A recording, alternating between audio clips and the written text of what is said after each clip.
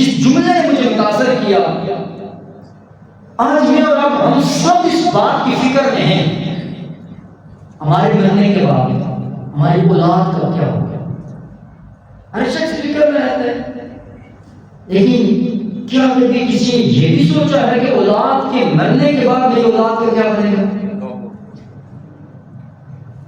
انیہ یہ ہے، سوچنے کی چیز یہ ہے کہ ہمیں اس بات کی طرف سوچنا چاہیے کہ بھئی ہماری اولاد کے مرنے کے بعد ان کا کیا بنے گا، ہمارے دنیا میں جانے کے بعد ان کا کیا بنے گا۔ اور رب نے ہمیں فرمایا ہے نحن نرزقکم وإیاہم، ہم ان سے تمہیں بھی رزق دیتے ہیں اور تمہاری اولاد کو بھی رزق دیتے ہیں۔ وما من دابۃ فی الارض الا علی اللہ رزقها، کوئی زمین پر چلنے والا کوئی چوپایا نہیں ہے جس کے متعلق میرے رب نے فرمایا کہ اس کا رزق ہم نہ دیتے ہیں۔